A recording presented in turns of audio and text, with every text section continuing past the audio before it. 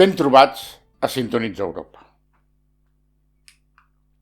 Les bústies de la denúncia de la Directiva 2019/1937, que abans eren només per a empreses de més de 50 treballadors i totes les administracions públiques, van agafant més atribucions en virtut de la legislació que es va promulgant.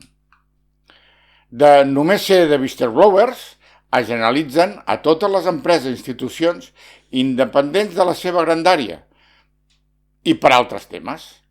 Així s'ha d'entendre a l'haver entrat en vigor el Reial Decret 901/2020 de 13 d'octubre del procediment d'actuació davant l'assetjament sexual i a l'assetjament per no raó de sexe que desenvolupa l'article 48 de la Llei Orgànica 3/2007 de 22 de març, aprovada aquesta darrera pel govern Rajoy. S'estableix en ell que totes les empreses, independentment de la seva mida, han de promoure condicions de treball que evitin l'assetjament sexual i l'assetjament per no raó de sexe i arbitrar procediments específics per a la seva protecció i per donar curs a les denúncies o reclamacions que puguin formular els que hagin estat objecte de la mateixa. El procediment, que té els mateixos requeriments que els demanats per la directiva, s'identifica en ella i en els mecanismes de protecció d'aquesta perquè no hi hagin represàlies.